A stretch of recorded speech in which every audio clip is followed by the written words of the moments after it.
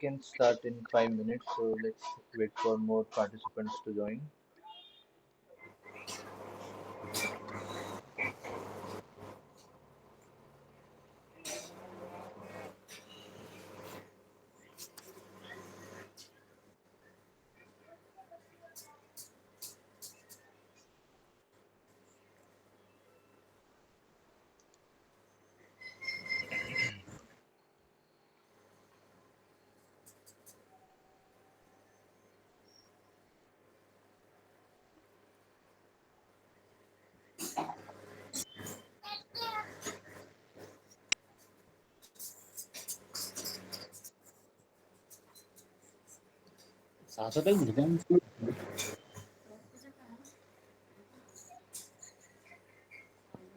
कृपया तुमचा माईक बंद करा. Abhijit.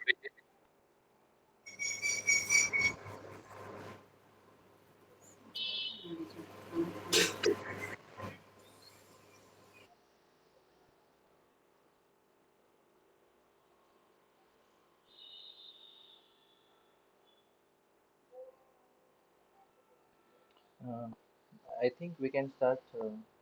Participant will keep joining. Sir, shall we start? Let us start at 6:05. Let's wait for another 2 minutes, Okay, sir, no problem. 2 or 3 minutes. All right, sir.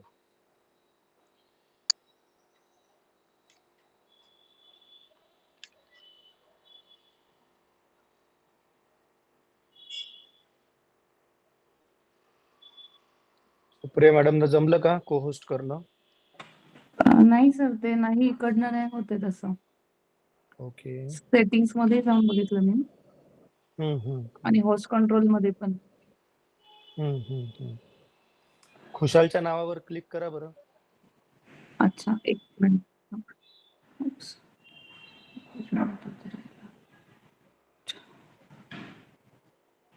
नावावर करू का? एक minute. नावावर म्हणजे तिथे काहीतरी ते हो, बाजूला हो. दिसतं ना. हा, ते 3 डॉट्स. हम्म. इथे नाहीये नाही का? होत. नाही.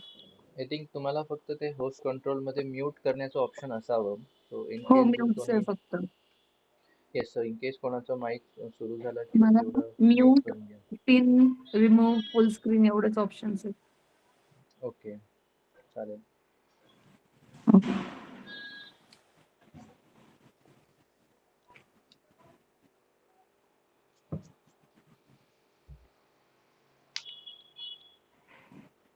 All right, I think we can start. सुरू करायचं. Anand Patil sir, ready? Yes. Jasleen, Khushal, okay. So welcome all.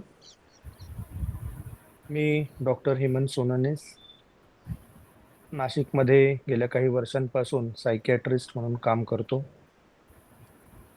Sunshine counselling and therapy centre या आमच्या सेंटरच्या माध्यमातून मी आणि आमचे सायकोलॉजिस्ट, थेरपिस्ट, काउन्सिलर्स आम्ही सर्व मिळून मानसिक आरोग्याच्या क्षेत्रामध्ये गेल्या काही वर्षांपासून काम करत आहोत. मानसिक आरोग्याच्या क्षेत्रात काम करत असताना आम्हाला असं लक्षात आलं की क्लिनिकमध्ये आणि सेंटरमध्ये आमच्यापर्यंत पोहोचणाऱ्या सर्वांना तर आम्ही मदत करण्याचा प्रयत्न करतोच, पण फिजिकल इलनेसेसच्या कंपॅरिझनमध्ये सायकॅट्रिक डिसऑर्डर्समध्ये फरक हा आहे की याबद्दल अजून आपण सोसायटीमध्ये जाऊन जास्त बोललं पाहिजे, कम्युनिकेशन केलं पाहिजे, डिस्कशन झालं पाहिजे. उदाहरणार्थ आजचा दिवस 24 मे हा जागतिक स्किझोफ्रेनिया दिन म्हणून जगभरात पाळला जातो. आज संडे असल्यामुळे आम्ही त्याला कनेक्टेड असा हा संडेच्या दिवशी हा कार्यक्रम ठेवलेला आहे.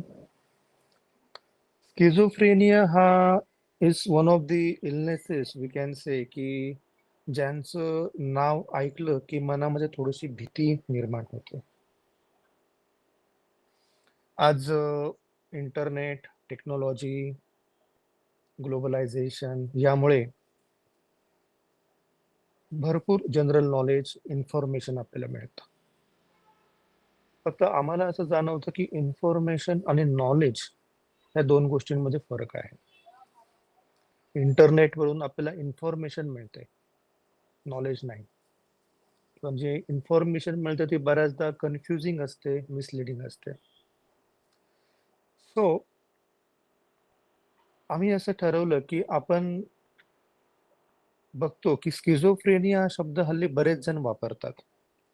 आमच्याकडे व्हिजिट करणारे बरेच जण विचारतात, "डॉक्टर हा स्किझोफ्रेनिया तर नाही ना? डॉक्टर ही स्किझोफ्रेनियाची लक्षणं आहेत का?" सो बऱ्याच लोकांना हा शब्द माहिती झालेला आहे. पण एक्झॅक्टली स्किझोफ्रेनिया म्हणजे काय? आणि तो आपण कसा ओळखावा? आणि त्यावर आपण कशी मात करावी? याच्याबद्दल आपण आज बोलणार आहोत.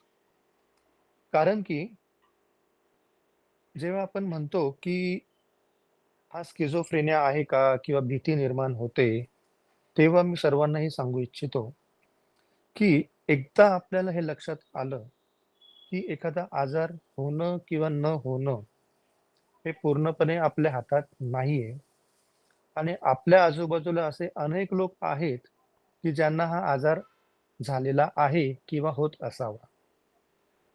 मग त्यावेळी त्या आजाराबद्दल किंवा त्या विषयाबद्दल भीती निर्माण न ठेवता किंवा भीती मनामध्ये न ठेवता, आपण आपल्या हातात काय आहे आणि आपण मेंटल हेल्थ एक्सपर्टच्या मदतीने त्या विषयाबद्दल कशी जास्तीत जास्त माहिती घ्यावी आणि कसं तो ओळखावा, कसे त्याच्यावर उपचार करावे आणि स्वतःला हा आजार असेल तर किंवा आपल्या आजूबाजूच्या लोकांना हा आजार असेल तर कसं त्याच्यावर जास्तीत जास्त प्रकारे आपण मात करावी ह्याच्याबद्दल आपण नेहमीच विचार ठेवला पाहिजे आणि त्याच दृष्टिकोनातून आम्ही आजचा हा कार्यक्रम आयोजित केलेला आहे, की आमच्यापर्यंत पोहोचणाऱ्यांशी आम्ही 1:1 तर हे सगळे विषय बोलतोच. पण आपणच समाजामध्ये जाऊन जास्तीत जास्त लोकांशी कसा या विषयावर संवाद साधावा असा आमचा प्रयत्न आहे. त्यासाठी आपली आजची टीम आहे. आमचे 2 यंग टॅलेंटेड क्लिनिकल सायकॉलॉजिस्ट खुशाल उगले, जसलीन जेकब. ते दोघेही skilled, experience R-C-I certified clinical psychologist आणि थेरपिस्ट आहेत आणि अनेक वर्षांपासून या क्षेत्रामध्ये उत्तम काम करत आहेत. आपले आजचे गेस्ट स्पीकर आहेत डॉक्टर आनंद पाटील. हे माझे जुने मित्र, सीनियर सहकारी आणि नाशिकमध्ये अनेक वर्षांपासून काम करत असलेले सायकियाट्रिस्ट आहेत. कोणताही मानसिक आजार म्हटला की बऱ्याचदा प्रश्न पडतो, ह्याच्यासाठी मेडिसिन्स घ्यायची गरज आहे का? थेरपीने आपण मदत करू शकतो का? मेडिसिन्सच्या ऐवजी थेरपी घेऊ शकतो का? किंवा फक्त मेडिसिन्स पुरेसे नाही का? थेरपी घ्यायची गरज आहे का? असे सगळ्या प्रकारचे प्रश्न आम्हाला ऐकायला मिळतात. सो त्यामुळेच आपण आजचे हे जे आपलं एक्सपर्ट पॅनल आहे, त्यामध्ये असं कॉम्बिनेशन केलेलं आहे, जिथे सायकियाट्रिस्ट, सायकॉलॉजिस्ट, थेरपिस्ट हे आपापल्या अनुभवातून स्किझोफ्रेनिया या विषयाबद्दल सर्वसमावेशक माहिती देणार आहे. त्याच्याबद्दलच्या सगळ्या शंका दूर करणार आहेत. तो कसा ओळखावा हे सांगणार आहेत आणि त्याच्यावर कशी मात करावी हेही आपल्याला मार्गदर्शन करणार आहेत. सुरुवात करूया आपण. To start with, I will like to hand over the charge to Jesslyn Jacob. As I mentioned, young, talented, skilled, and experienced clinical psychologist and therapist in our team. I request Jesslyn to kindly take over and to proceed with today's program.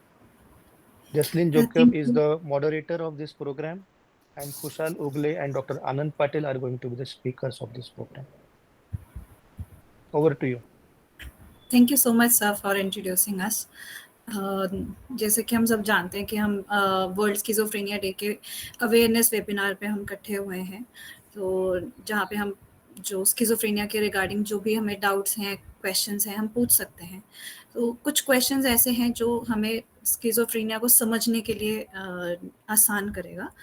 मेरा पहला सवाल doctor आनंद के लिए है कि जो schizophrenia को किस तरह पहचाना जा सकता है बाकी मेंटल हेल्थ डिसऑर्डर्स के बीच में, अलग कैसे पहचाना जा सकता है या इसके लक्षण कैसे हैं? Thank you Jasleen. प्रथमतः मी डॉक्टर हेमंत सोनोनेस आणि त्यांची जी टीम आहे सनशाईन काउन्सिलिंग अँड थेरपी सेंटरची, त्यांचं अभिनंदन करू इच्छितो की त्यांनी ह्या महत्त्वाच्या विषयावर असा प्रोग्राम अरेंज केला. तर रेग्युलरली असे वेगवेगळे विषय ते घेत असतात. कारण समाजामध्ये ह्या आजारांची माहिती होणं, गैरसमज दूर होणं हे फार गरजेचं आहे. आणि असे हे जे प्रोग्राम्स त्यांनी करत राहावे याच्यासाठी माझ्या शुभेच्छा. तर आजचा जो विषय आहे सिझोफ्रेनियाचा, तर सिझोफ्रेनियाची जी लक्षणं असतात तर ती कशी असतात तर आपण बघूया. तर सिझोफ्रेनिया हा एक थॉट डिसऑर्डर आहे, म्हणजे विचारांमध्ये त्याच्यात विसंगती निर्माण व्हायला लागते. तर सिझोफ्रेनियामध्ये पॉझिटिव्ह सिम्प्टम्स पण असतात आणि निगेटिव्ह सिम्प्टम्स पण असतात. तर पॉझिटिव्ह सिम्प्टम्स कसे असतात, तर काही लोकांना संशय घ्यायला लागतात, भीती वाटायला लागते. तर संशयाचे उदाहरण म्हटलं तर जर कोणी बोलत असलं तर त्यांना असं वाटायला लागतं की हे माझ्याचबद्दल बोलतायत किंवा माझ्या विरुद्ध काहीतरी बोलतायत. संशय असा यायला लागतो की माझ्या विरुद्ध काहीतरी कारस्थान चालू आहे, काहीतरी प्लॅनिंग चालू आहे, की मला कोणीतरी जादूटोणा तर नाही केला ना. अशा वेगवेगळ्या विषय असतात संशयाचे, की ऑफिसच्या ठिकाणी माझ्या विरुद्ध काहीतरी चालू आहे. तर संशय हा एक फार महत्त्वाचं लक्षण असतं सिझोफ्रेनियाच्या पेशंटमध्ये. आणि त्यामुळे त्यांच्या वागण्या बोलण्यामध्ये बदल व्हायला लागतो. काही पेशंट सिझोफ्रेनियाचे हे विषयाला सोडून बोलायला लागतात. तर जो विषय चालू असतो, तर तर ते त्यांच्या मनात वेगळंच काहीतरी चालू असतं आणि ते आउट ऑफ कॉन्टेक्स्ट बोलायला लागतात. मग स्वतःची काळजी घेणं त्यांचं कमी होऊन जातं. ते एका वेगळ्याच विश्वात राहायला लागतात. तर बऱ्याच वेळा त्यांचं रहान-सहान जे असतं ते बदलून जातं. त्यांचे जे सोशल इंटरॅक्शन्स असतात ते बदलून जातात. आणि अगदीच ते डिसऑर्गनाइज व्हायला लागतात. तर आपण बघितलं असेल, की कधी-कधी आपल्याला रोडवर सुद्धा असे काही पेशंट दिसायला लागतात, ज्यांना आपण सहज ओळखू शकतो, की यांना काहीतरी प्रॉब्लेम आहे, मानसिक प्रॉब्लेम आहे. ते खूपच अ, अस्तव्यस्त त्यांचा अवतार असतो. तर त्यांना बघताच आपल्याला लक्षात येतं, की हे बिलकुल स्वतःची काळजी घेत नाहीये. आणि बऱ्याच वेळा असे पेशंट जे आहेत ते घरापासून लांब निघून जातात आणि लापता पण होतात. तर अशी ही जी पॉझिटिव्ह सिम्प्टम्स आहेत, तर त्याच्यामध्ये बऱ्याच वेळा काय होतं, की संशयामुळे म्हणा किंवा गैरसमजुतींमुळे पेशंट अग्रेसिव्ह व्हायला लागतो, चिडचिड करायला लागतो. मग ह्या पेशंटला भास पण व्हायला लागतात. तर काही पेशंटला कानात आवाज यायला लागतात, जे दुसऱ्यांना ऐकू येत नाही किंवा काही दिसायला लागतं, जे दुसऱ्यांना दिसत नाही. असे वेगवेगळे भास त्यांना व्हायला लागतात आणि त्यांना ते खरे वाटायला लागतात. आणि त्यामुळे त्यांच्या वागणुकीत बदल व्हायला लागतात. तर हे काही पॉझिटिव्ह सिम्प्टम्स झाले. आणि काही पेशंट्समध्ये निगेटिव्ह सिम्प्टम्स असतात सायकोसिसचे. तर मग त्या पेशंट्समध्ये ते अलिप्त राहायला लागतात, त्यांचं बोलणं कमी होऊन जातं. ते स्वतःच्या तंद्रीत राहायला लागतात. त्यांना त्यांचं सोशल इंटरॅक्शन कमी व्हायला लागतं. तर एकमेकांमध्ये त्यांचा संवाद कमी झाल्यामुळे ते गुमसुम राहायला लागतात. आणि बऱ्याचशा गोष्टी ज्या त्यांच्यापूर्वी त्यांना त्या इंटरेस्ट असायचा किंवा उत्साह असायचा, तर तो सगळा कमी होतो. तर जे इमोशन्स असतात, व्हरायटी ऑफ इमोशन्स आहेत, जसं हसणं आहे, सॅडनेस आहे किंवा दडपण आहे, घबराट आहे. तर हे जे इमोशनल ब्लंटिंग त्यांचं व्हायला लागतं. आणि हे जे निगेटिव्ह सिम्प्टम्स ऑफ स्किझोफ्रेनियाचे पेशंट असतात, तर ते बाहेरनं दिसायला डिप्रेशन सारखे वाटतं. म्हणून बऱ्याच वेळा आहे ना, सामान्य जनतेमध्ये कन्फ्युजन होतं, की लोकांना वाटतं की डिप्रेशन झालंय याला. पण जर आपण बघितलं तर महत्त्वाचा फरक असा असतो, की डिप्रेशनचा जो पेशंट असतो तो स्वतः कंप्लेंट करतो, की मला त्रास होतोय, मला टेन्शन येतंय, मला विचार येतायत. पण निगेटिव्ह सिम्प्टम्स ऑफ स्किझोफ्रेनियाचे पेशंट जे असतात, तर ते आज वेगळ्याच जगात असतात. ते त्यांच्या वेगळ्याच तंद्रीत असतात. मग ते स्वतःहून मदत घेत पण नाहीत. आणि आपण त्यांना जेव्हा विचारतो, तर त्यांच्याशी बोलणं, संवाद साधणं पण फार कठीण असतं. आपण म्हणतो ना, की रॅपो बिल्ड नाही करता येत त्यांच्याबरोबर. त्यांच्याबरोबर चर्चा नाही होऊ शकत. कारण ते इंटरेस्टच घेत नाहीत चर्चेमध्ये. तर असे हे फरक असतात डिप्रेशन आणि निगेटिव्ह सिम्प्टम्स ऑफ स्किझोफ्रेनियामध्ये. तर सामान्यतः अशी पॉझिटिव्ह आणि निगेटिव्ह सिम्प्टम्स स्किझोफ्रेनिया बघितलं जातं. तर बऱ्याच वेळा जेव्हा ही लक्षणं दीर्घकाळ राहायला लागतात, तर त्यावेळेस म्हणजे समजा 6 महिन्यापेक्षा जास्त ही लक्षणं जर दिसायला लागली, तर मग आपण त्याला स्किझोफ्रेनिया म्हणायला लागतो. जैसे कि स्किज़ोफ्रेनिया का हमें समझ आया है कि किस तरह उसके लक्षण होते हैं, क्या सिम्पटम्स होते हैं। अगला सवाल हमेशा यही आता है कि स्किज़ोफ्रेनिया होने के कारण क्या हैं? उसके रिस्क फैक्टर क्या हैं? कैसे हो सकता है लोगों को। सो कुशाल सर, आप इस पर थोड़ा सा बता सकते हैं? Yes, thank you, Jasleen. So, good evening, everyone. Thank you for joining with us today. To answer this questions, मी असं म्हणेल की त्याला ठराविक कारणं आहेत. त्यातलं पहिलं आपण असं म्हणू शकतो की जेनेटिक प्रिडिस्पोजिशनमुळे, म्हणजेच की जर कुठल्या पॅरेंट्सला पूर्वी स्किझोफ्रेनिया झाला असेल, तर त्या चाइल्डला स्किझोफ्रेनिया होण्याची शक्यता वाढते. पण असं गरजेचं नाहीये की पॅरेंट्सला असला तर चाइल्डला असलाच पाहिजे, तर यात घाबरण्याची गरज नाहीये. एक मिथ आहे जो असं अं, बऱ्याच जणांना जाणवतो की स्किझोफ्रेनिया पॅरेंट्सला असेल तर आपल्याला होईल, असं एक मनात भीती निर्माण होते, तर त्यात घाबरण्यासारखं काही नाही आहे. दुसरी गोष्ट, यासाठी तुमचं वातावरण पण खूप अवलंबून ठरतं. जर तुम्हाला हवं तसं सोशल सपोर्ट मिळाला नसेल, किंवा तुमच्या फॅमिलीमध्ये काही डिस्प्यूट होत असतील, तुम्हाला त्याचा खूप ताणतणाव वाढत असेल, तर ह्या ताणतणावामुळे सुद्धा स्किझोफ्रेनिया होण्याची शक्यता वाढते. त्याचबरोबर असे काही ड्रग्ज असतात, जे ड्रग्ज घेतल्यानंतरही, जसं सरांनी मेन्शन केलं की भास होणे किंवा भ्रम होणे याचा प्रकार वाढू शकतो. तर ड्रग्सपासून पण आपण थोडं लांब राहिलं पाहिजे. त्यात ड्रिंकिंग पण आपण म्हणजे we can not forget that, की जर ड्रिंकिंग अचानक बंद केली आणि खूप जास्त प्रमाणात त्याचं सेवन असेल, तर त्या विड्रॉल सिम्पटम्समध्ये पण काही हॅल्युसिनेशन्स होऊ शकतात. व्हिज्युअल हॅल्युसिनेशन्स आपण त्याला म्हणतो. आणि त्याचबरोबर जर समजा पालकांमध्ये, फॅमिलीमध्ये जर काही अशा भावनिक गरजा असतात, जे पालक कधी कधी त्यांच्या बिझी रुटीनमुळे किंवा आपसात त्यांचं पटत नसल्यामुळे जेव्हा पाल्याकडे दुर्लक्ष केलं जातं, या निग्लेक्टमुळे सुद्धा स्किझोफ्रेनिया होण्याची शक्यता वाढू शकते. त्याचा ताणतणाव होऊ शकतो. किंवा कुठल्याही प्रकारचा आघात किंवा ट्रॉमा असेल, तर अशाही परिस्थितीमध्ये, म्हणजे अशी घटना जी खूप जास्त जीवाला धोकादायक होती, ज्यातनं पळवाट काढणं खूपच कठीण होतं, आणि या प्रसंगी जो ताणतणाव समोरच्याला येऊ शकतो, त्याने सुद्धा स्किझोफ्रेनिया होण्याची शक्यता वाढते. तर असे अनेक कारण आहेत ज्यामुळे स्किझोफ्रेनिया होऊ शकतो. जैसे कि सब समझते हैं कि कोई भी मेंटल डिसऑर्डर होना या बीमारी होने से पहला हमेशा अप्रोच एक साइकियाट्रिस्ट को करना चाहिए, ताकि उसकी मेडिकेशन, उसकी ट्रीटमेंट शुरू की जाए। पर हर किसी का सवाल ये होता है कि दवाई इसमें किस तरह हेल्प करती है। So doctor Anand, can you tell us कि इस बीमारी में दवाई किस तरह काम करती है, और इस दवाई को लंबी देर तक खाने से क्या इसका कोई साइड इफेक्ट होता है? क्योंकि यही ज़्यादातर लोगों का सवाल रहता है कि साइड इफेक्ट होंगे साइकियाट्रिक मेडिकेशन के। तर एकदा निदान झाल्यानंतर आपण जे प्रमुख कारणं असतात त्या आजाराची, तर ती दुरुस्त करायसाठी आपण उपचार सुरू करतो. तर एक आपण प्लॅन बनवतो पेशंटसाठी. जर आपल्याला असं वाटतंय की जसं कुशाल गुरूंनी सांगितलं की काही जेनेटिक रिझन्स असतात, काही बायोलॉजिकल रिझन्स पण असतात. जसं उदाहरणार्थ आपल्या ब्रेनमध्ये विचारांचं आणि भावनांचं केंद्र असतं. तर त्या केंद्रामध्ये काही रसायन असतात, जसं डोपामिन आहे, सेरोटोनिन आहे. ही जी रसायन असतात, तर त्यांच्या लेव्हल्समध्ये जर काही कमी जास्त झालं, तरी वागणं बोलण्यामध्ये बदल होतो. तर हे जे न्यूरोट्रान्समीटर असतात आपल्या ब्रेनमध्ये, तर त्यांचे लेव्हल्स दुरुस्त करण्यासाठी औषधोपचाराची फार महत्त्वाचा रोल आहे. तर स्किझोफ्रेनियाच्या ट्रीटमेंटमध्ये एक असा कंबाईंड अप्रोच फार महत्त्वाचा असतो, की प्रथमतः औषधोपचाराने आजाराची लक्षणं कमी केली जातात आणि मग नंतर जे टीमवर्क आहे, सायकियाट्रिस्ट आणि काउन्सिलर्सचं जे कोऑर्डिनेशन आहे, तर त्या टीमवर्कच्या माध्यमातून नातेवाईकांचं एज्युकेशन केलं जातं. त्यांना समजावून सांगितलं जातं, की हा आजार कशा स्वरूपाचा आहे. बऱ्याच वेळा पेशंटसुद्धा हे मान्य करायला तयार नसतो, की मला आजार आहे आणि मला जो संशय आहे तेच खरं आहे. तर त्याला हळू त्याला इन्साइट ओरिएंटेड सपोर्टिव्ह थेरपी पण आपण दिली जाते.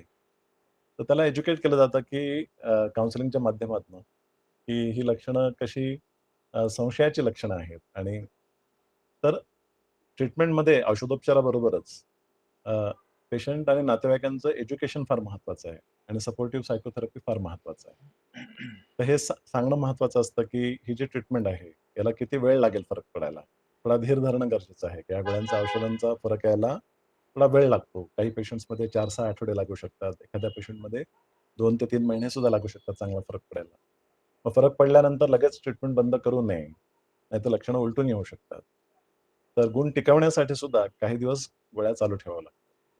असं बघितलं गेलेलं आहे, की जेव्हा पहिल्यांदा असा आजार होतो, तर कमीत कमी 1.5 ते 2 वर्ष तरी ट्रीटमेंट घ्यायला पाहिजे. मग जशी लक्षणं कमी होतात, तसं टप्प्याटप्प्याने गोळ्या औषधांचे पण लेव्हल डोस जो आहे, तो कमी केला जातो. आणि रेग्युलर फॉलोअप ठेवणं फार गरजेचं आहे. कारण सुरुवातीला जेव्हा आजार जास्त असतो, त्यावेळेस सुरुवातीचा डोस मॅच होतो आणि मग लक्षणं कमी व्हायला लागतात. त्यावेळेस गोळ्यांची ॲडजस्टमेंट फार महत्त्वाची असते. तर बऱ्याच वेळा पेशंटचे नातेवाईक म्हणा किंवा त्यांना त्यांचे जे नातेवाईक असतात, मित्रमंडळी असतात, तर ते सल्ला देत असतात, की जास्त गोळ्या खाऊ नये. गोळ्यांची सवय लागू शकते आणि गोळ्यांचे साइड इफेक्ट होऊ शकतात. तर असे वेगवेगळे गैरसमज ह्या समाजात आहेत. तर आपण इकडून-तिकडून ऐकतो आणि घाबरून कधी-कधी नातेवाईक गोळ्या औषधं बंद करतात किंवा कधी-कधी कोणी म्हणतं, की आयुर्वेदिक करा, होमिओपॅथी करा. तर जे काही अ, जे हितचिंतक आहेत, नातेवाईक आहेत, मित्रमंडळी आहेत, तर ते जे काही त्यांचा अनुभव सांगतात किंवा गाईड करतात, तर आपल्या डॉक्टरांकडनं एकदा खात्री करणं गरजेचं आहे. चर्चा करणं गरजेचं आहे, की डॉक्टर असं केलं तर चालेल का? किंवा ह्या गोळ्या औषधं आता आता बरं वाटतंय, तर गोळ्या औषधं कमी केली किंवा बंद केली तर चालतील का? तर परस्पर निर्णय न घेता डॉक्टरांबरोबर, काउन्सिलर्स बरोबर चर्चा करणं खूप महत्वाचं आहे. आणि बरीचशी जी भीती आहे, ते अर्धवट नॉलेज म्हणूया किंवा Googleवरचं जे नॉलेज आहे, ज्याला इंटरप्रेट कसं करायचं याला अनुभव लागतो, नॉलेज लागतं.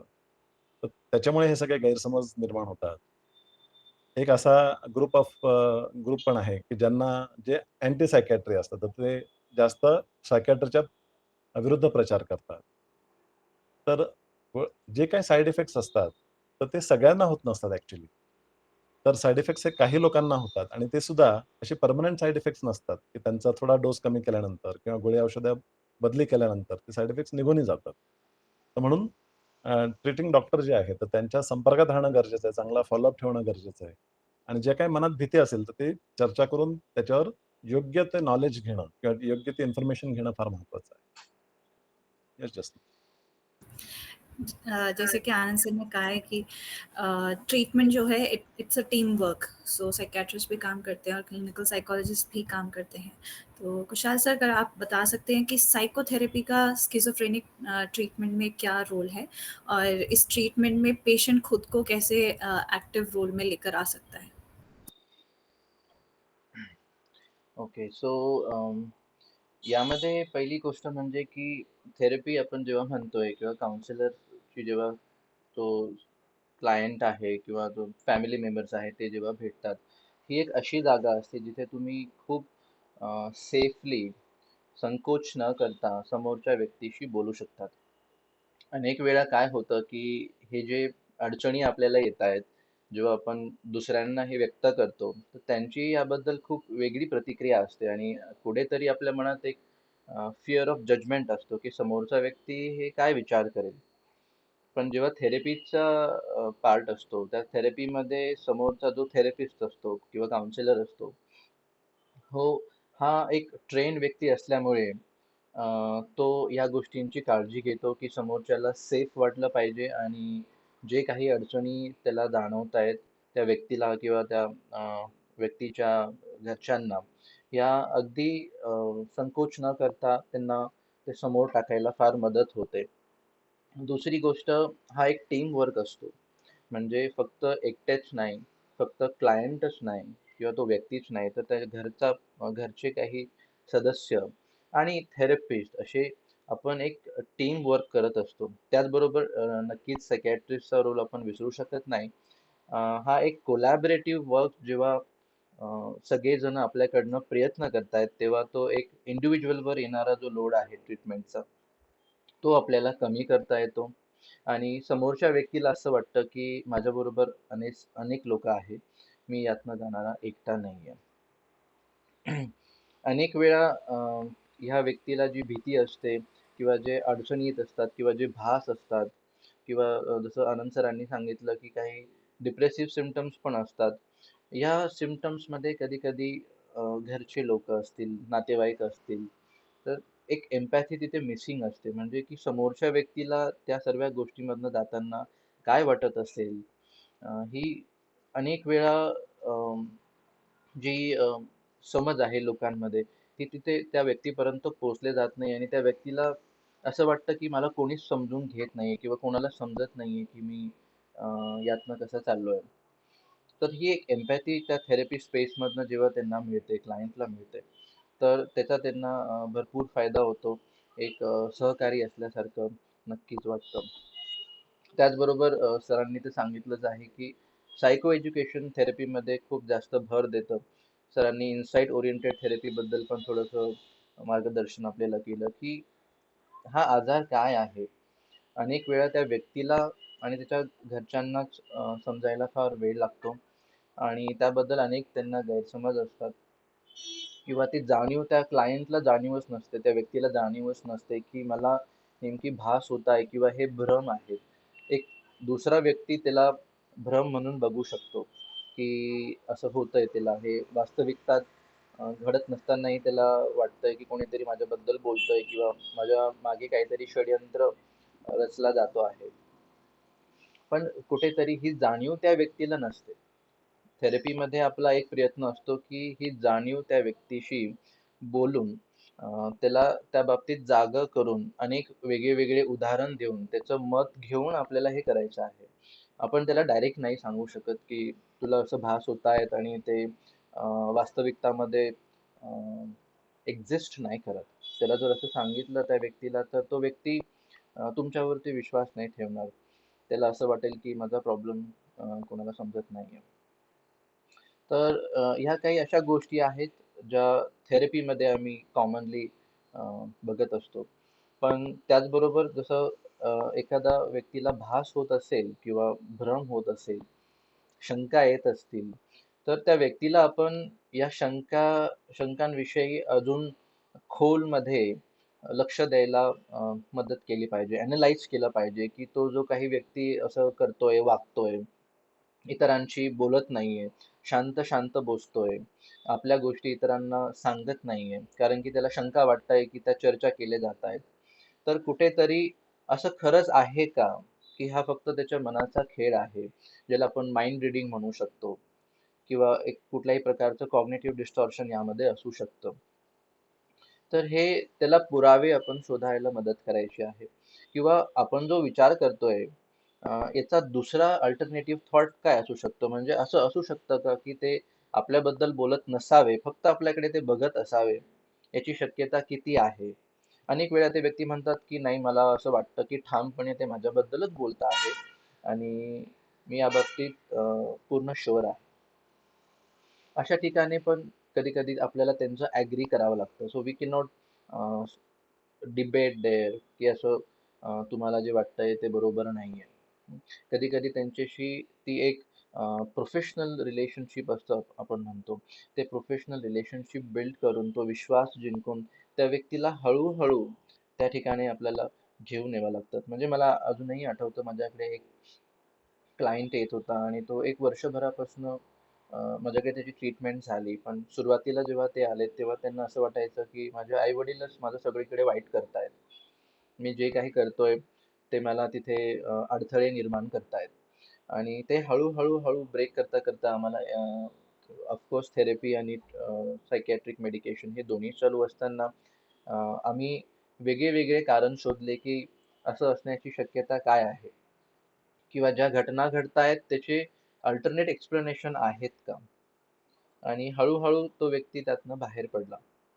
यातनं नक्की आपण बाहेर पडू शकतो. कधी-कधी आपण जे विचार करतोय त्याने आपल्याला फायदा होतोय की आपलं नुकसान होतंय, हे त्या व्यक्तीला पटवून देण्यात आपल्याला चर्चा करावं लागते.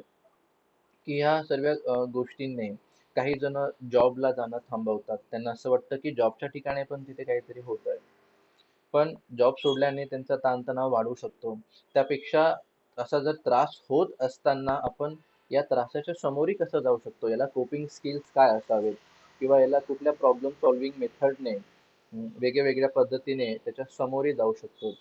तर ह्या छोट्या छोट्या मोठ्या गोष्टी आहेत ज्यात आपण थेरपीमध्ये टार्गेट करण्याचा प्रयत्न करतो. जैसे कि थेरेपी और मेडिकेशन दोनों ही पेशेंट की इम्प्रूवमेंट के लिए इम्पोर्टेंट है। इसी तरह इस ट्रीटमेंट प्लान में फैमिली का क्या रोल है, इसको समझने के लिए हेमंत सर, मैं आपसे आप क्या इसमें ज़्यादा बता सकते हैं? शुअर.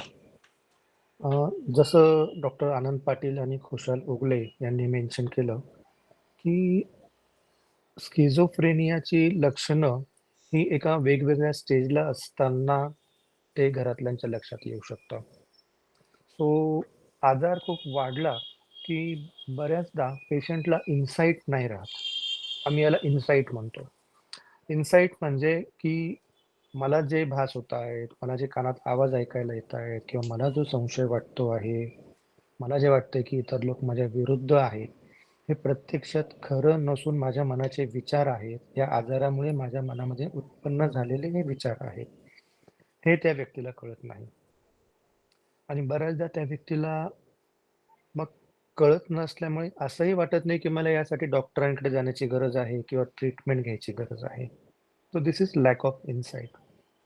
तर अशा वेळी फॅमिली मेंबर्सचा रोल खूप महत्त्वाचा असतो की एक महत्त्वाचा मुद्दा अशा वेळी घरातल्यांनी लक्षात घ्यायचा असतो की त्या व्यक्तीच्या मूळ स्वभावापेक्षा आता तो वेगळं वागतोय का, आता त्याचे विचार, त्याचं वागणं, त्याचं बोलणं हे त्याच्या मूळ पर्सनॅलिटीपेक्षा, मूळ स्वभावापेक्षा जर वेगळं वाटत असेल तर त्यांनी लक्ष द्यायला पाहिजे की इथे काहीतरी प्रॉब्लेम असू शकतो.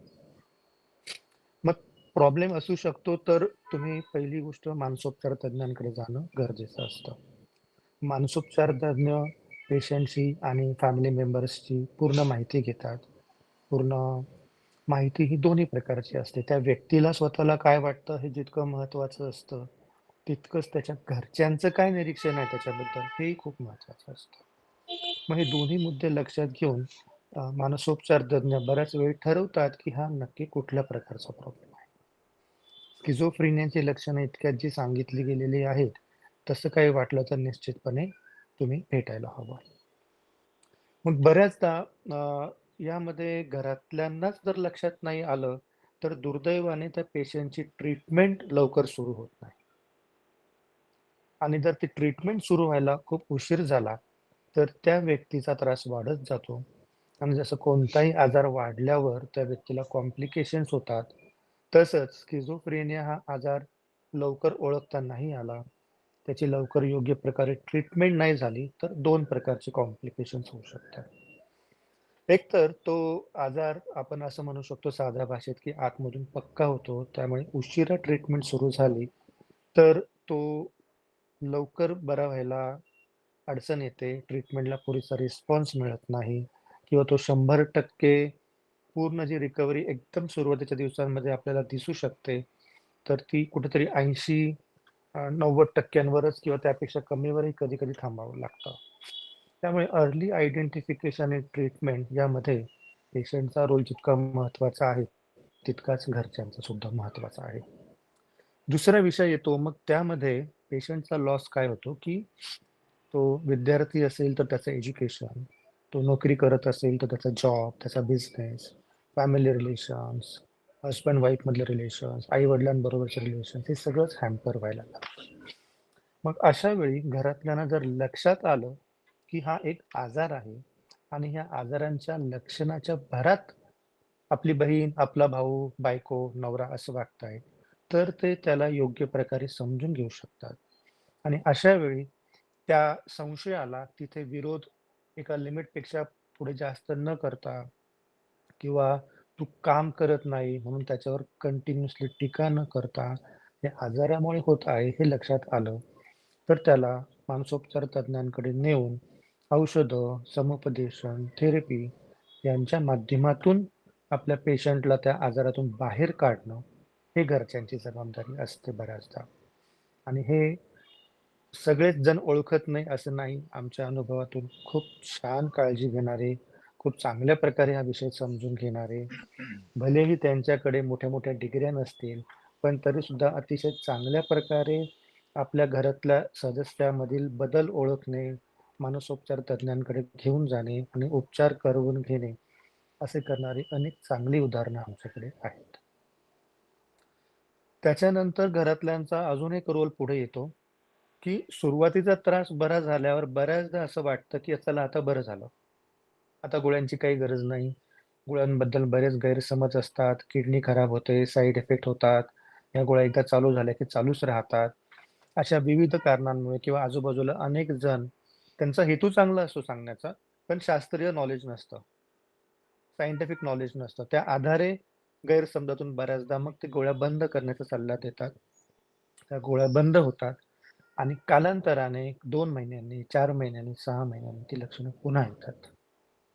आणि पुन्हा ती व्यक्ती डिस्टर्ब होते. त्यामुळे हा विषय महत्त्वाचा समजून घेणं गरजेचं आहे, की जरी तुम्हाला बाह्य स्वरूपात लक्षणं बंद झालेली आहे, असं दिसत असलं, तरी सुद्धा तुम्ही डॉक्टरांकडे जावं, तुमच्या मानसोपचार तज्ञांकडे जावं, त्यांना विचारावं आणि त्यांच्या सल्ल्यानेच औषधं कमी किंवा बंद करावी.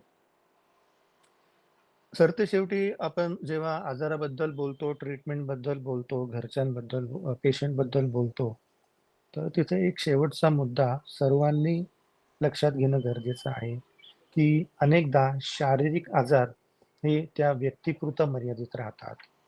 बीपी असेल, डायबिटीस असेल, परंतु स्किझोफ्रेनियासारखे मानसिक आजार हे त्या पूर्ण कुटुंबावर परिणाम करत असतात.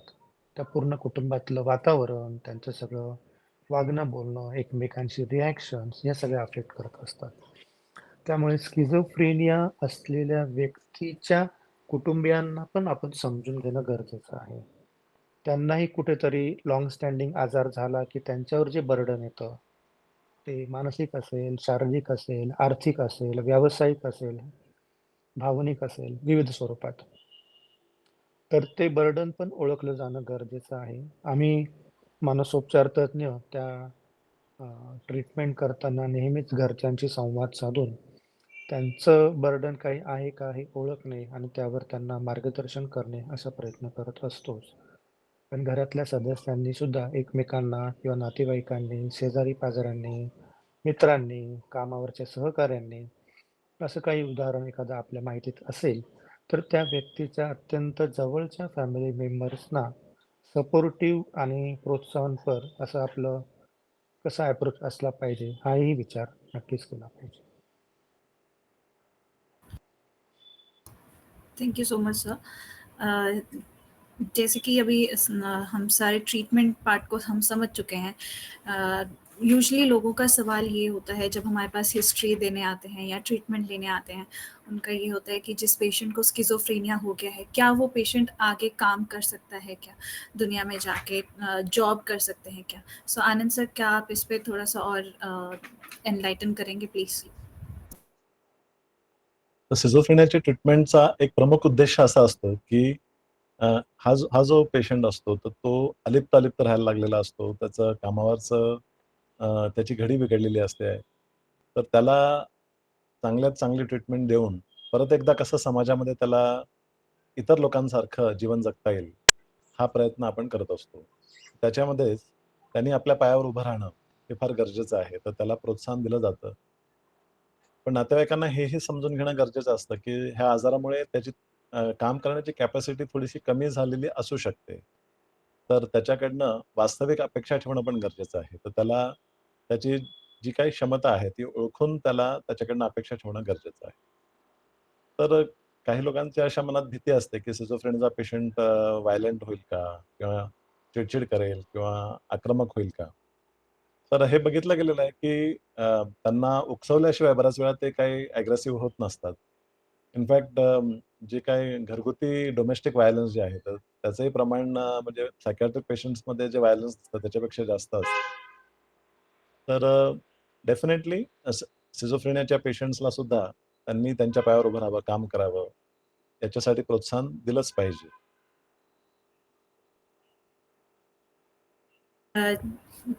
जो ट्रीटमेंट टाइम है उसमें जो पेशेंट है उसको क्या-क्या चैलेंजेस होती हैं?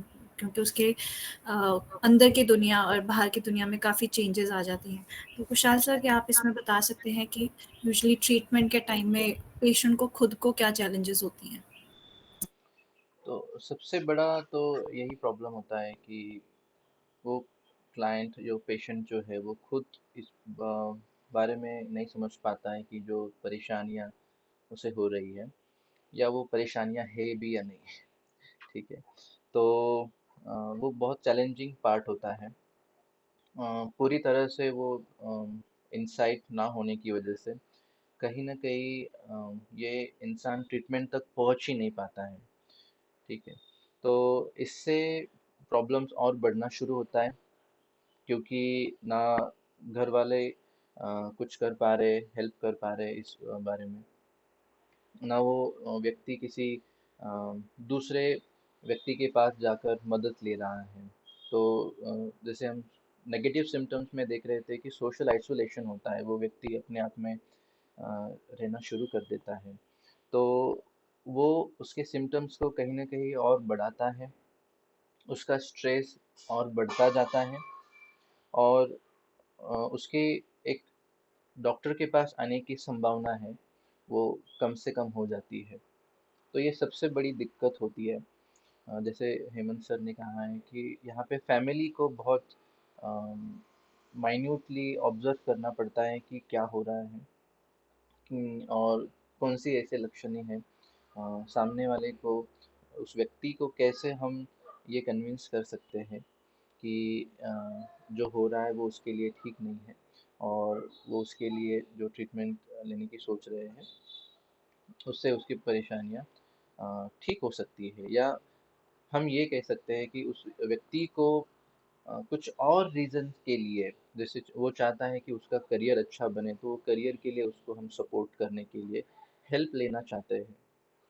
अब ये एक दूसरा बहाना हो गया उनको डॉक्टर तक लाने के लिए। कभी-कभी ऐसे करना पड़ता है ताकि सामने वाला इंसान इसको, हो सकता है कि अगर हम डायरेक्टली बोले कि आपको ये परेशानी है और चलो डॉक्टर के पास, आप बहुत गुस्सा कर रहे हो, आप कुछ खाना नहीं खा रहे हो, रात भर आप सोते नहीं हो, क्या करते बैठते हो, अगर ऐसे हम बात करते हैं तो वो इंसान और हमसे दूर भागता है। तो हो सकता है इस पेशेंट को हम अलग तरीके से कोई अलग रीज़न बता के, जो उसके लिए काफ़ी वैलिड होना चाहिए, जो उसे लगना चाहिए कि हाँ ये मेरी दिक्कत है, या उससे मुझे काफ़ी मदद हो सकती है। दूसरा, उनको मोटिवेशन काफ़ी कम होता है, वो ज़्यादातर ये सब बातें, घर से बाहर कदम निकालना उनके लिए, मतलब बिल्कुल भी उनका मन नहीं करता है। तो वो एक सबसे बड़ी दिक्कत होती है। मोटिवेशन ना होने की वजह से कहीं न कहीं वो जो उनके लिए ज़रूरत की चीज़ें हैं वो नहीं कर पाते हैं। कोई जब घर में रिलेटिव्स आते हैं वो उनसे बात नहीं करते हैं, क्योंकि उनको उन बातों से कुछ प्राप्त नहीं होता है, ऐसे लगता है। या फिर वो काम को नहीं जा पाते हैं, या अगर वो स्टूडेंट्स है तो वो अपनी पढ़ाई नहीं कर पाते हैं, और यही लैक ऑफ मोटिवेशन ट्रीटमेंट में भी प्रॉब्लम क्रिएट करता है। वही प्रॉब्लम ट्रीटमेंट रोकता है, इंसान उस ट्रीटमेंट के लिए शुरू तो कर देता है, शायद वो एक बार घर वालों का समझ ले, पर वो कंटिन्यू नहीं कर पाता है। कहीं न कहीं ये सबसे बड़ी दिक्कत होती है। जब वो ट्रीटमेंट नहीं कर पाता है कंटिन्यू, तो गैप पड़ जाता है, उसकी दवाइयाँ भी बंद हो जाती है, उसको लगता है कि सब ठीक है, और फिर से ये सिम्पटम्स है, ये शुरू हो जाते हैं, जिसको हम बोलते हैं कि रिलैप्स हो जाता है। दोनों डॉक्टरों ने अपने, हाँ, हमको बताया है कि किस तरह से आप एकदम से दवाई बंद नहीं करना है, या एकदम से कोई भी थेरेपी आप बंद मत करिए, आप उसको चालू रखिए। एक टाइम के बाद धीरे धीरे जब सिम्टम्स इम्प्रूव होगा, जब आपको, आपके घर वालों को और डॉक्टर को कॉन्फिडेंस मिलेगा कि सही तरीके से रिकवरी हो रहा है, तो डॉक्टर खुद आपका दवाई धीरे धीरे कम करेंगे। तो ऐसे कुछ बातें हैं जो ट्रीटमेंट में बाधा डाल सकती है, जो खुद उस व्यक्ति के लिए चैलेंजिंग हो सकता है। दूसरों को ये कन्विंस करना कि मैं ठीक हूँ, मुझे कोई दिक्कत नहीं है, या तो जो हो रहा है वो मेरे तरीके से मैं संभाल लूँगा, मुझे बहुत बड़ा प्रॉब्लम नहीं हुआ है।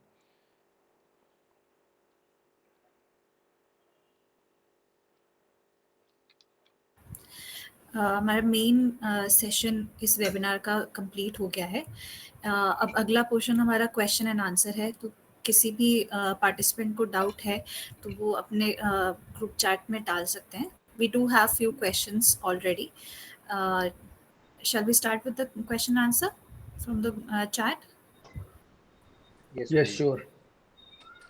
So one of the questions is कि how can it affect physical health and can hallucination be regarding other person? Doctor Anand क्या आप इस पे थोड़ा सा एक्सप्लेनेशन दे सकते हैं? जरूर. हॅल्युसिनेशन होणं म्हणजे भास होणे, म्हणजे कानात आवाज यायला लागली, डोळ्यासमोर काय काय दिसायला लागतं, कधी कधी वास पण यायला लागतो आणि कधी कधी कोणीतरी आहे आसपास असा असा भास होत असतो, स्पर्शाचा भास होत असतो. तर हॅल्युसिनेशन्समुळे डेफिनेटली जेवणावर परिणाम होऊ शकतो, कारण ते हॅल्युसिनेशन्समुळे लोकांना भीती वाटायला लागते.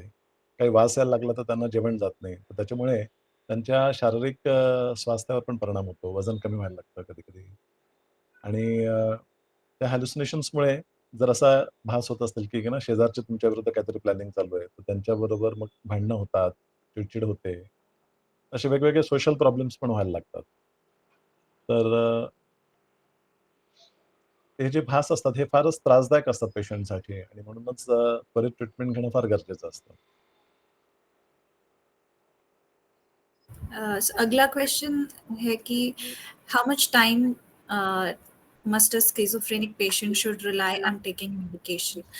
डॉक्टर हेमंत, क्या आप इसमें आंसर कर सकते हैं please? Can you repeat the question again? How much time does a patient have to rely on medication, a schizophrenic patient? Basically जो सिम्टम्स हमने अभी डिस्कस किए हैं, जो सिम्टम्स आपण इतक्या डिस्कस केलेले आहेत, जनरली आम्ही असं सांगतो की 6 महिन्यांपर्यंत असे सिम्टम्स असले आणि त्याचा मेजर इम्पॅक्ट एखाद्या व्यक्तीच्या फंक्शनिंगवर होत असेल तर आपण त्याला स्किझोफ्रेनिया म्हणतो. सो इट ऑल्सो इंडिकेट्स की याची ट्रीटमेंट खूप शॉर्ट टर्म नाही आहे जितकी लोकांना वाटतं. आयडियली कमीत कमी 1 वर्ष स्किझोफ्रेनियासाठी जर पहिला एपिसोड असेल किंवा पहिल्यांदा त्याची लक्षणं आढळली असेल तर त्यासाठी ट्रीटमेंट घेणं गरजेचं आहे. बऱ्याचदा ट्रीटमेंट सुरू केल्यानंतर 3 ते 4 महिन्यात चांगला रिस्पॉन्स दिसतो. काही जणांना अगदी 8 दिवसातही अत्यंत छान रिस्पॉन्स दिसतो. But we recommend minimum 6 months of treatment, preferably 1 year of treatment for the first episode. आणि जर पहिला एपिसोड असेल आणि अगदी लवकर लक्षणं ओळखली गेली असतील आणि योग्य प्रकारे ट्रीटमेंट पूर्ण केली गेली असेल तर शक्यता अशी असते की 1 वर्षाचा कोर्स पूर्ण केल्यावर त्या व्यक्तीची औषधं बंद सुद्धा होऊ शकतात. बऱ्याच जणांना असं वाटतं की स्किझोफ्रेनियाची औषधं कधीच बंद होऊ शकत नाही. तर मी असं उदाहरण देईन की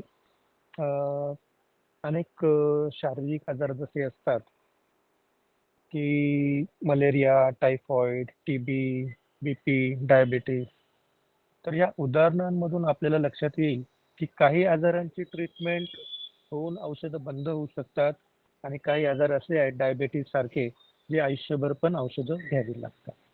तसंच मानसिक आजारांचं पण असतं आणि तसंच स्किझोफ्रेनियाचं पण आहे.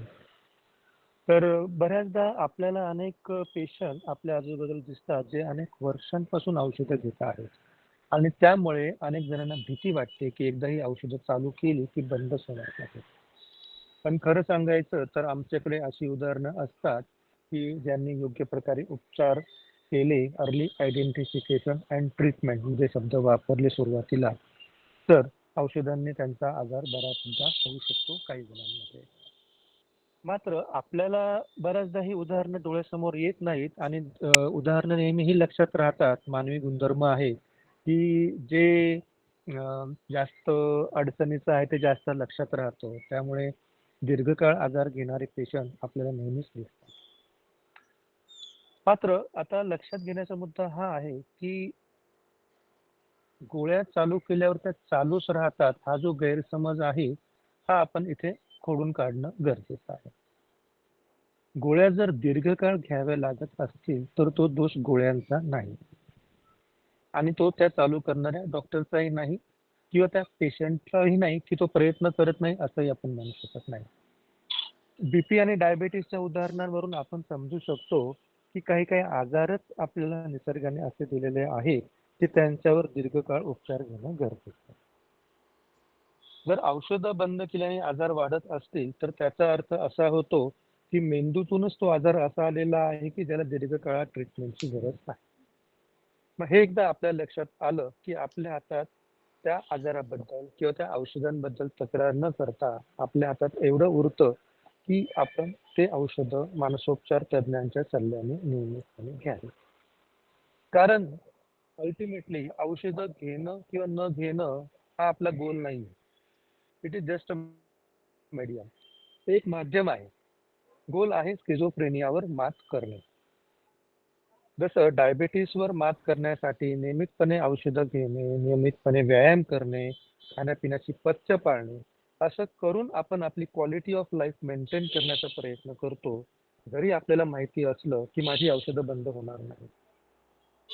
ते नियम स्किझोफ्रेनियामध्ये अप्लाय करतो.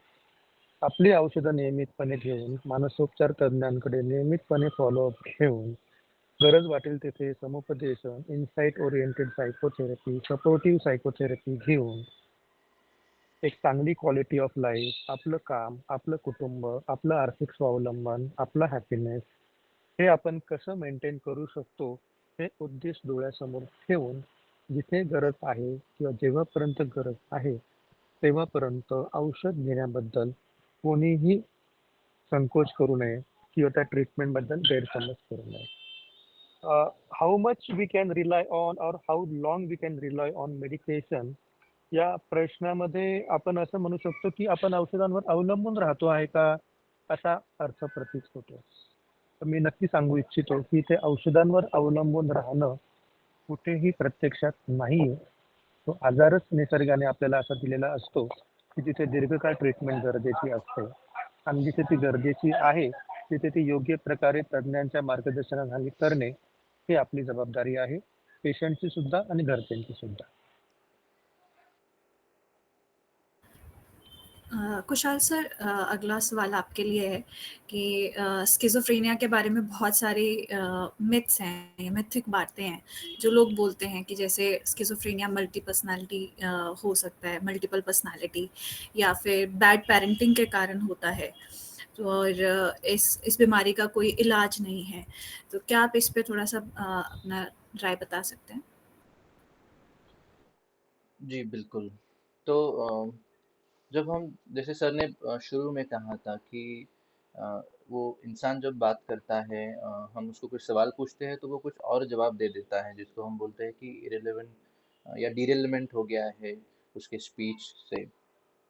तो इस बात को जब दूसरे लोग देखते हैं तो उनको लगता है कि कहीं ना कहीं ये स्प्लिट पर्सनालिटी तो नहीं है क्या, या इसको स्प्लिट कहा जा सकता है, या इसको मल्टीपल पर्सनालिटी कहा जा सकता है। कभी कभी जब ये इंसान इसको किसी भी तरह का हेलुसिनेशन नहीं हो रहा है, या तो डिल्यूजन्स नहीं हो रहा है, सस्पिशियसनेस नहीं हो रहा है, तो वो शांत है और अचानक से वो कुछ अलग तरीके से बिहेव कर रहा है। तो काफ़ी बार जब दूसरे लोग ये दूर से देखते हैं तो उनको लगता है कि ये मल्टीपल पर्सनालिटी है, लेकिन ऐसा बिल्कुल नहीं है। इनके थिंकिंग पैटर्न में, इनके बिहेवियर पैटर्न में, या इनके इमोशंस में जो चेंजेस होते हैं कंटिन्यूस, इस चेंजेस की वजह से ये इंसान हर वक्त थोड़ा सा अलग दिख सकता है। तो ये मिथ है सबसे बड़ा, और इसको हमें समझना ज़रूरी है। साथ ही साथ जैसे आपने पूछा कि क्या बैड पेरेंटिंग स्किज़ोफ्रेनिया लेके आ सकता है, बिल्कुल नहीं। पेरेंटिंग का इससे कोई डायरेक्ट ताल्लुक नहीं है। और जो कहीं कहीं बार एक गिल्ट फीलिंग हो सकता है पेरेंट्स को कि हमने ये नहीं किया, या हमने उसको समय पे ध्यान नहीं दिया, ये चीज़ नहीं दी। शायद हम उसको उसकी सुन लेते तो ये उसको परेशानी नहीं होती। तो हम इसको एक्सप्रेस्ड इमोशन बोलते हैं, जो पेरेंट्स को कभी कभी हो सकता है। वो काफ़ी ओवर प्रोटेक्टिव हो सकते हैं, या कुछ पेरेंट्स काफ़ी स्ट्रिक्ट हो सकते हैं। इन स्ट्रिक्ट और ओवर प्रोटेक्टिवनेस की वजह से चांसेस बढ़ सकते हैं, लेकिन ऐसा बिल्कुल नहीं है कि अगर पेरेंटिंग बैड तरीके से हो रही है तो स्किज़ोफ्रेनिया होगा। और कहीं न कहीं मुझे लगता है जो थर्ड आपने पूछा था कि क्या इसमें से कभी रिकवरी होगा या नहीं होगा, इसके ऊपर काफ़ी चर्चा ऑलरेडी हो चुकी है। जो हेमंत सर ने कहा है कि एक ये कोई ऐसी बीमारी नहीं है जो लंबे समय तक चले, लेकिन अगर सही तरीके से दवाई नहीं लिया गया हो, ट्रीटमेंट पे जो भी डाउट्स आ रहे हैं, जैसे अभी काफ़ी लोग डर जाते हैं कि मेडिसिन से साइड इफ़ेक्ट होगा और मैं इसको नहीं लेना चाहता हूँ। ये सब बातें उनको ट्रीटमेंट से रोकती है, और इस वजह से ट्रीटमेंट पूरी तरीके से हो नहीं पाता है, और बार-बार वही सिम्पटम्स बरकरार रहते हैं, और इसी वजह से उस इंसान को इस ट्रीटमेंट से बाहर निकलने में वक़्त लगता है। बट ये ऐसा हरगिज़ नहीं है कि इसका कोई इलाज नहीं है, इसका इलाज है। आप सही तरीके से दवाई लो और थेरेपी कंटिन्यू करो, तो धीरे-धीरे आप इसमें से ज़रूर बाहर आ सकते हैं। हमारा अगला सवाल है, is it possible for a schizophrenic patient to have a depression and how to differentiate it from negative symptoms? Anand sir, क्या आप इस पे थोड़ा सा क्लैरिटी दे सकते हैं? तो सिजोफ्रेनिया के पेशेंट्स में जब साइकोटिक सिम्टम्स उनके कम हो जाते हैं तो उसके बाद कुछ पेशेंट्स में डिप्रेशन के सिम्टम्स आ सकते हैं, तो जिसको पोस्ट साइकोटिक डिप्रेशन भी बोलते हैं।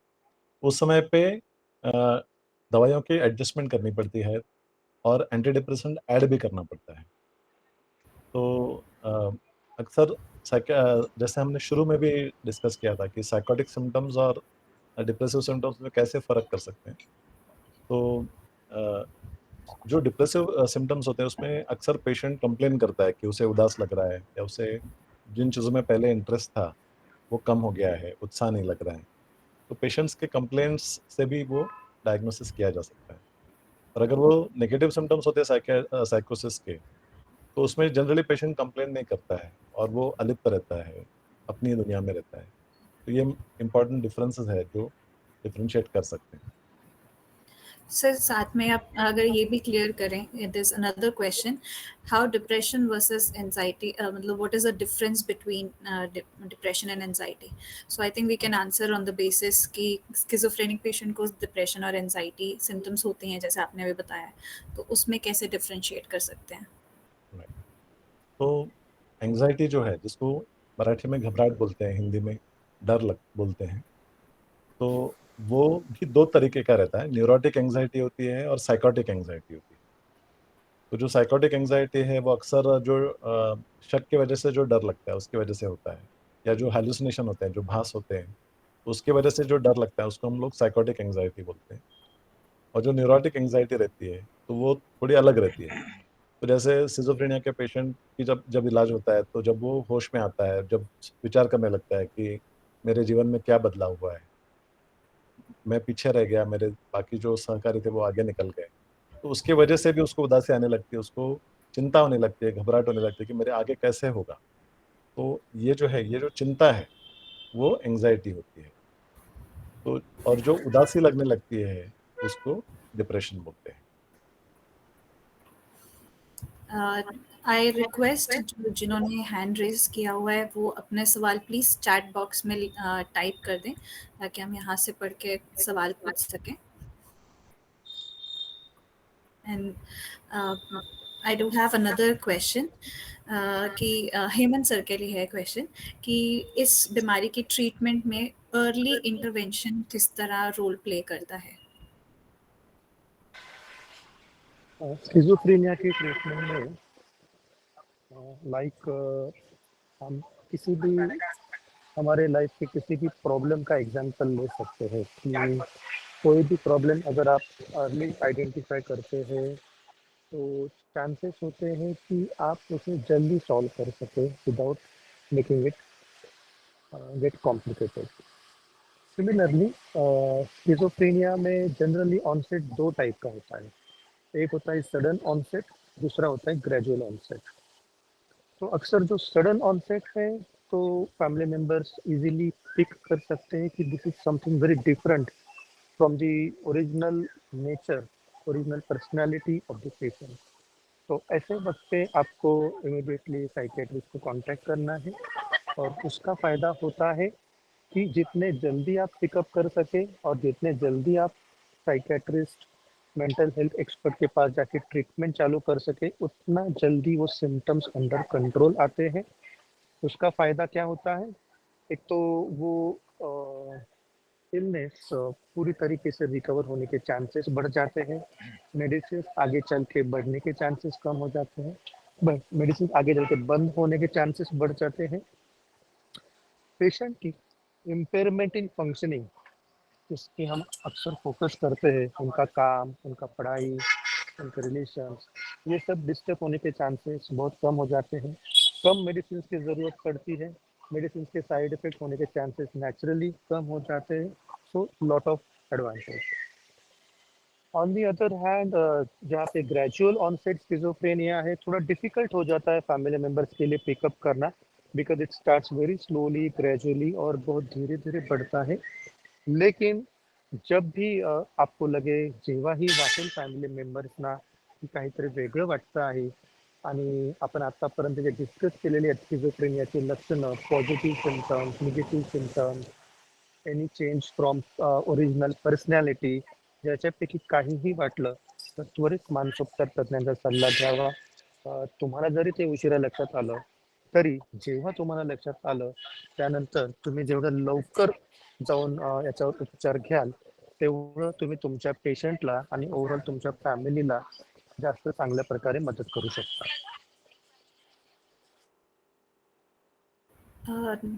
We have a next question. Anand sir, ये सवाल आई थिंक आपके लिए ही है। इन्होंने लिखा है कि मेरा फ्रेंड है जिसे लगता है कि किसी ने उसे कुछ किया है या कुछ करना है, जिसके कारण उन्होंने काम छोड़ दिया है, वो अपने मम्मा के घर जाके रह रहे हैं 1 महीने से। तो क्या उसे स्किज़ोफ्रेनिया हुआ है क्या? तो जो सवाल उन्होंने पूछा है कि किसी ने उसको कुछ करनी कर तो नहीं दी है, जैसे जादू टोना बोलते हैं, उसको करनी बोलते हैं। Right sir. तो हमारे देश में अक्सर ये थोड़ा-सा कल्चर में भी है कि लोगों को लगता है किसी ने नज़र लगा दी है, किसी ने करनी कर दी है, जादू टोना कर दिया है, या मराठी में इसको बोलता है की काही बाहेरचं झालेलं आहे किंवा देवाचं झालेलं आहे, की तो भगवान कहीं नाराज़ हो गए, कुछ भगवान का पूजा पाठ में कुछ गलती हो गई जिसकी वजह से उनको कुछ भोगना पड़ रहा है। तो ये हमारे कल्चर में भी है थोड़ा-सा, और जब वो हद से ज़्यादा इस पर विश्वास करने लग जाते हैं और इसका जब उनके डे टू डे लाइफ पर असर पड़ने लगता है, तब हम समझते हैं कि ये तो बीमारी के लक्षण हैं। तो अगर उसे लगता है कि करनी हो गई है और हम लोग उसको जब समझाते हैं कि अरे हो सकता है कि करनी ना भी हो, कुछ टेंशन की वजह से भी हो सकता है, या तुझे डर बैठ गया है, तो सब समझाने के बाद में भी अगर वो मानता नहीं है, तो समझना है कि ये कुछ बीमारी के लक्षण शुरू हुए हैं। तो अगर 1 महीने से अगर कोई लक्षण है, तो उसको साइकोसिस बोलेंगे हम लोग, डायरेक्टली स्किज़ोफ्रेनिया हो गया ऐसा नहीं बोलेंगे, और जितनी जल्दी ट्रीटमेंट शुरू कर सकते हैं, उतना अच्छा रिस्पॉन्स मिलता है।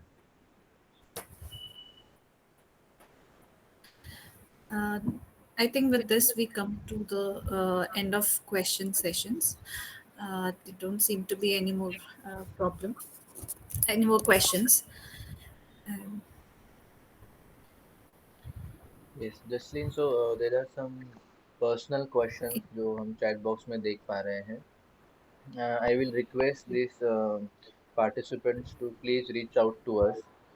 We will Right. drop you our number, mobile number, so that you can book your session with us, and हम आपको उसके बारे में ज़्यादा जानकारी दे पाएंगे कि आपसे हमें बात करनी पड़ेगी, बहुत सारा अलग अलग सवाल पूछने पड़ेंगे जो हमें आपको समझने में मदद करे, या कोई आपको तकलीफ़ है या कोई बीमारी है उसको ठीक करने में मदद कर सके. So please call us on our mobile number. We will drop the mobile number in the chat box.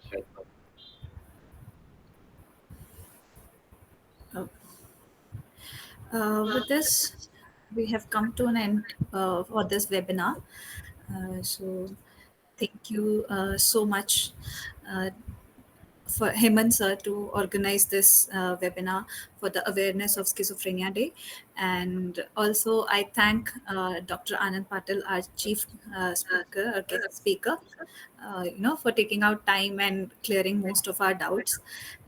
Helping मतलब ये सारी स्किज़ोफ्रेनिया को एक सिंपल टर्म्स में कॉमन लोगों को बताना और it's a skill itself. So thank you so much with your experience. You have made it very easy. And same way, thank you, Kushal sir, for explaining कि clinical psychologist का therapy का और psychotherapy का इस treatment में क्या role है और कैसे family भी इस चीज़ में help कर सकती है ताकि at the end हमारा main intention होता है कि हम patient को full fledged दोबारा बनाएं and fully functioning बनाएं और वापस society में उनको भेज सकें. So thank you for making it very easy to understand. And that is it. With this, we are done with the webinar. Yes, yes. Thank you, Jasleen, for making it smooth for us. Those questions were really important. Thank you, Dr. Anand Patil, sir. We had a good time you having with us. Thank you for taking that precious time and joining with us today. It means a lot.